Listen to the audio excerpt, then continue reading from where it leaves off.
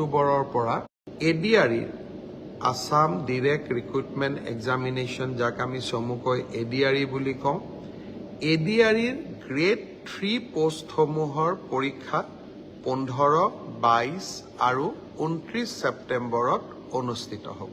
আৰু আজি আমি সিদ্ধান্ত ল'লোঁ যে অহা 3 অক্টোবৰৰ পৰা পুলিচৰ ফিজিকেল টেষ্টসমূহ আৰম্ভ হ'ব।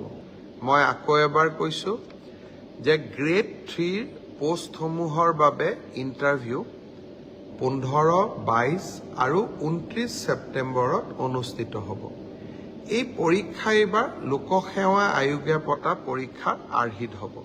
প্ৰথমতে প্ৰিলিমিনাৰী পৰীক্ষা হ'ব, তাৰ পিছত মেইনছ হ'ব, আৰু মেইনছৰ পিছত আমি ভাইভা প্ৰক্ৰিয়াৰ মাজেৰে আমি সমগ্ৰ ইণ্টাৰভিউ প্ৰক্ৰিয়াটো সমাপ্ত কৰিম।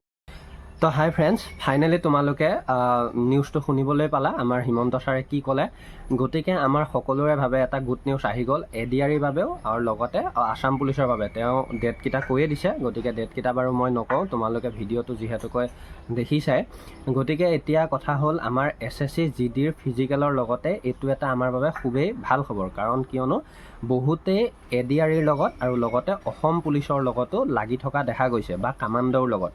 গতিকে যিসকলে এতিয়া ৰানিংটো অলপ কমজোৰ কৰি আছিলে বা দৌৰিব মন যোৱা নাছিলে, বা এডিআৰইৰ বাবে বহুতে চিলেবাছ কমপ্লিট কৰিব পৰা নাছিলে, বা পঢ়া নাছিলে, বা পঢ়ি ভাগৰি গৈছিলে, তো তেনেকুৱাবিলাকৰ বাবে খুবেই ভাল খবৰ। কাৰণ বেছি সময় আমাৰ হাতত নাই।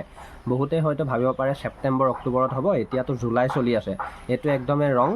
এতিয়াৰ পৰা যদি প্ৰেক্টিছ কৰা যায়, বা ৰানিঙৰ বাবেও হওক বা পঢ়াৰ লগতো হওক, তেতিয়াহ'লেহে তেতিয়া গৈ পেলাই কিবা এটা পোষ্ট পোৱাৰ আশা খুব বেছি পৰিমাণে থাকে। গতিকে SSC GDৰ ফিজিকেলৰ লগতে মই আকৌ কৈছোঁ, SSC GD ফিজিকেলৰ লগতে এইটো আমাৰ বাবে খুবেই ভাল খবৰ। কাৰণ কিয়নো SSC GD যি ধৰণে ধৰি লোৱা এটা এক্সাম হৈ ফিজিকেল মেডিকেল হ'বলৈ বাকী আছে, তো এইটো ছেম প্ৰচেছতে হোৱাৰ নিচিনা হ'বগৈ।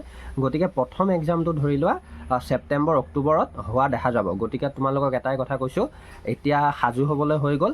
আৰু লগতে SSC GDৰ ওপৰত আকৌ কথা পাতিম মই লাইভত আহিম।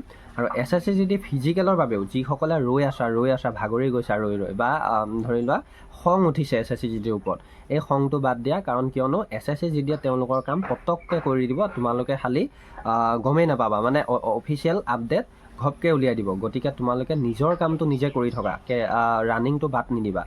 আৰু আকৌ মই কৈ দিছোঁ যে মোৰ জব এণ্ড ডিফেন্স চেনেলটো যিসকলে নতুনকৈ ভিজিট কৰা, পাৰিলে ছাবস্ক্ৰাইব কৰি বেল আইকন অল প্ৰেছ কৰি তোমালোকে জড়িত হৈ ল'বা। আৰু লগতে ভাল লাগিলে এটা লাইক কৰি দিবা। আৰু লগতে মোৰ ইনষ্টাগ্ৰামৰ একাউণ্টৰ লিংক ডিছক্ৰিপশ্যনত থাকিব, পাৰিলে তোমালোকে ফ'ল' কৰি দিবা। তো আজিলৈ ইমানে, ধন্যবাদ। জয় আই অসম।